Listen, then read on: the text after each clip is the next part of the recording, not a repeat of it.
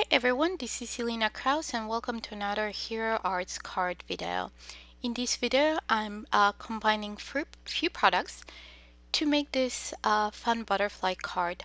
So let's get started.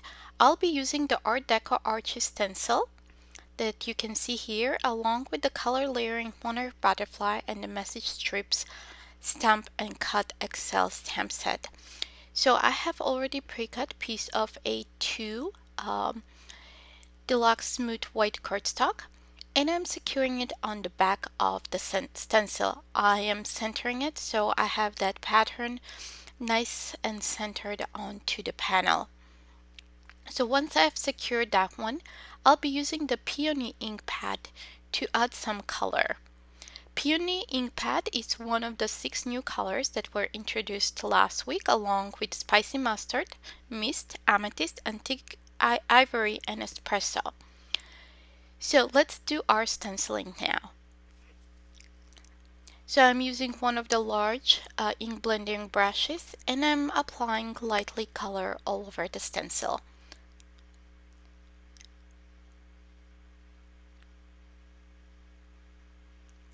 So once I've added the color, I am leaving the stencil in place. I'm using the glitter hero paste to apply on top. So this will give us a colored glitter, peony colored glitter paste. So making sure that it's nice and smooth and it's evened out, I'm putting the rest back into the jar and removing the stencil. I will set that aside and clean the stencil right away so the glitter paste doesn't dry off. And while that's dry, while my background is dry, I'm stamping the color layering butterfly. I'm starting with the most solid layer and I'm stamping once with the peony ink. Once I'm stamping twice, 2 butterflies, I'll save the second one for future project. I'm drying it in meantime so we have that ink nice and dry because we're gonna stamp again on top with the second layer.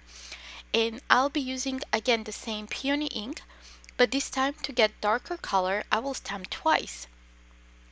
So you can see the difference when it's stamped. You can see the contrast from the first layer and that second layer from the butterfly. I'm gonna turn it around, not turn it off, on the other side and repeat the same process.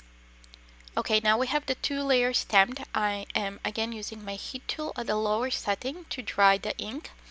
So this one also allows us to the ink to dry nice and crisp without bleeding into each layer. Next, for the third layer, I'm using, I position it into my Misty. Before I go onto stamping, I'm making sure that it's nice and dry. I just applied some clear embossing powder and made sure that it does not stick to the image. So I will use the Intens-ified black ink to stamp that third layer, which is the most detailed layer and gives the shape of the final shape of the butterfly. So you can see here we have that butterfly looking nice and crisp black. So I'm stamping a couple times to make sure that I have nice and intense, very saturated black ink. I'll turn it around and stamp that second butterfly. Because I'm stamping a few times, that ink stays wet a little bit longer and allows me to emboss it. So I'm adding some clear ultra fine embossing powder on top, shaking off the excess, and now I will just heat set it or melt the embossing powder using my heat tool. Okay, we have both butterflies, we just need one, so I cut that in half, the piece of paper, and I will die cut one of the butterflies using the coordinating frame cuts. I'm securing it with some repositionable tape and I'm using my Hero Arts compact cutter to die cut that butterfly. Also, I'm taking 2 pieces of cardstock to cut another 2 butterflies that are not stamped to use for layering and to add a little bit more dimension and sturdiness to that one butterfly. Okay, I am using my Hero Arts precision glue to layer those die cuts, and I'm adding more liquid adhesive. It kind of gives me more wiggle room to position that perfectly. And we have that butterfly ready. Now I'm using my heat tool on the lower setting to make sure that our background is nice and dry. It was dry, but still I could feel some moisture, and I wanted to speed up the process of making this card, so I just used my heat tool on the lowest setting to finish drying that background. I'm trimming it down to 4 by 5 1/4. So I'm just cutting about 1/8 of an inch of each side. And I'm adding again liquid adhesive on the back of the butterfly, and I'm adding it to the background.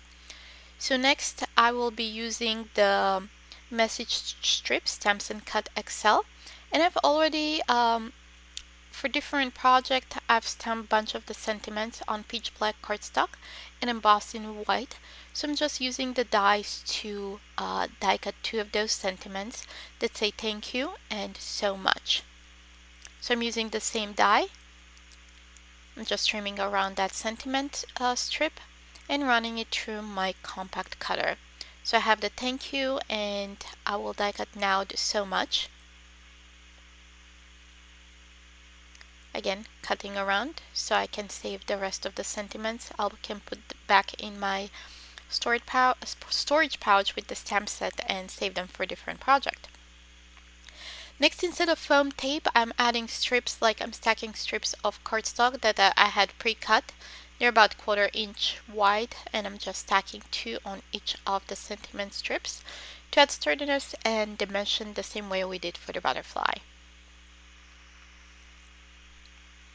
Okay, next we'll add those, adhere them to our background. And I'm using a T-ruler to make sure that that's nice and straight. And you can eyeball it too. Okay, so we have our panel ready. So now we just need to start assembling our card. Instead of craft foam or foam tape, I'm using a stack of 3 pieces of heavyweight cardstock. Also, it will add a little bit sturdiness to our background that was stenciled, and we had applied the glitter hero paste. And I will add it on a top folding the white note card now.